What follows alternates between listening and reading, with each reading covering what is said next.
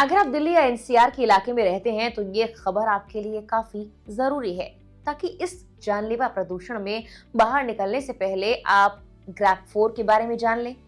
Grab 4 में कई तरह की पाबंदियां दिल्ली वासियों पर लगाई जा चुकी हैं, जिनमें से लगभग कई लागू हो चुकी हैं, कुछ लागू हो सकती हैं। अब ग्रैप 4 है क्या, वो कौन सी पाबंदियां हैं जो लागू हो चुकी हैं, इसके अलावा प्रदूषण का दिल्ली में क्या हाल है, सब कुछ आपको इस वीडियो में हम सिलसिलेवार तरीके से बताने वाले हैं।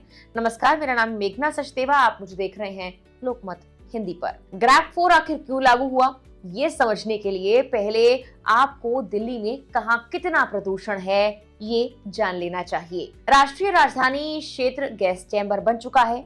इस सीजन यानी 2024 में आज की सुबह सबसे खतरनाक है। AQI का औसत लेवल 481 तक पहुंच गया है। ये अब तक की सबसे खराब श्रेणी है। दिल्ली में कुल 40 निगरानी स्टेशन हैं और इनमें से 32 स्टेशन का डेटा ये कहता है कि यहाँ हवा की गुणवत्ता गंभीर यानी AQI 400+ की श्रेणी में है। हालात ये है कि दोपहर में भी सड़कों पर आपको वाहनों की लाइटें जलाकर चलना पड़ रहा है। इसके अलावा रविवार से दिल्ली में प्रदूषण का स्तर AQI लगातार बढ़ रहा है। आंखों में जलन, सांस लेने में काफी ज्यादा दिक्कत और गंभीर बीमारियों की दस्तक इसी बढ़ते प्रदूषण की ही तो देन है। अब इसी से निपटने के लिए लागू किया गया है दिल्ली में ग्रैप 4। ग्रैप 4 में लोगों को सख्त पाबंदियों और प्रतिबंधों का सामना करना पड़ेगा, जिसके बारे में आपको हम बताते हैं। दिल्ली में ट्रकों की एंट्री बंद हो गई है। सिर्फ जरूरी सामान ले जाने वाले, जरूरी सेवाएं प्रदान करने वाले ट्रकों को ही दिल्ली में एंट्री दी जा रही है। हालांकि सभी LNG, CNG और इलेक्ट्रिक BS6 डीजल ट्रकों को दिल्ली में प्रवेश की अनुमति होगी। इसके अलावा EVS, CNG, BS6 डीजल के अलावा दिल्ली के बाहर रजिस्टर्ड लाइट कमर्शियल व्हीकल्स जो हैं, अगर उनकी बात कर ली जाए, लेकिन जरूरी सामान या सर्विस में इस्तेमाल होने वाली गाड़ियों को छोड़कर दिल्ली में प्रवेश की अनुमति नहीं होगी। इसके अलावा दिल्ली में रजिस्टर्ड BS4 और उससे नीचे के डीजल से चलने वाले मीडियम गुड्स व्हीकल यानी MGV और हैवी गुड्स व्हीकल यानी HGV, इनके चलने पर सख्त प्रतिबंध लगा दिया गया है। हालांकि इससे जरूरी सामान या सर्विस में इस्तेमाल होने वाली गाड़ियों पर कोई प्रभाव नहीं पड़ेगा, उनको छूट दे दी गई है, यानी कि उनको परमिशन है।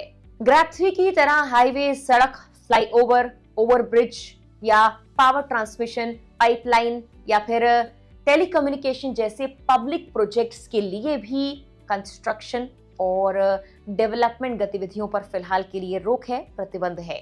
इसके अलावा स्कूल्स की जो क्लासेस हैं उनको फिजिकल ना करके ऑनलाइन कराने की तैयारी की जा रही है। कुछ स्कूल्स में इसे अलाउ भी कर दिया गया है, यानी कि बच्चों को स्कूल जाने की जरूरत नहीं होगी, घर से ही उनकी क्लासेस चलेगी ताकि वो प्रदूषण से बचें। इसके अलावा NCR की राज्य सरकार GNCTD सार्वजनिक नगरपालिका और इसके अलावा निजी दफ्तरों को 50% क्षमता पर काम करने और बाकी को घर से काम करने की अनुमति देने पर फैसला अभी हो सकता है। केंद्र सरकार के दफ्तर में भी कर्मचारियों को घर से ही काम करने की परमिशन देने पर निर्णय लिया जा सकता है, यानी कि वर्क फ्रॉम होम भी हो सकता है और जो क्लासेस हैं उनको भी कम किया जा सकता है। कुछ स्कूल्स में ये अलाउ हो भी चुका है, लगभग वैसा ही जैसा कि मिनी लॉकडाउन के दौरान हुआ था, क्योंकि घर से बाहर निकलने पर लोग बीमारियों का शिकार हो रहे हैं।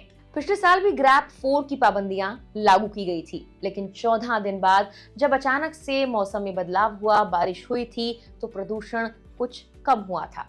इस साल दिवाली के बाद से दिल्ली NCR में खासकर पाबंदियों का दौर चल रहा है, लेकिन प्रदूषण है कम होने का नाम नहीं ले रहा। इसके आंकड़ों में कोई कमी देखने को नहीं मिल रही, इसीलिए ग्रैप 4 जरूरी था। जानकारी के लिए आपको हम ये भी बता देते हैं कि ग्रैप यानी ग्रेडेड रिस्पॉन्स एक्शन प्लान होता है, जिसके अलग अलग चरणों को प्रदूषण के स्तर को देखते हुए लागू किया जाता है, और जब प्रदूषण बहुत ज्यादा बढ़ जाता है तो ग्रैप 4 लागू किया जाता है। फिलहाल के लिए इस वीडियो में इतना ही।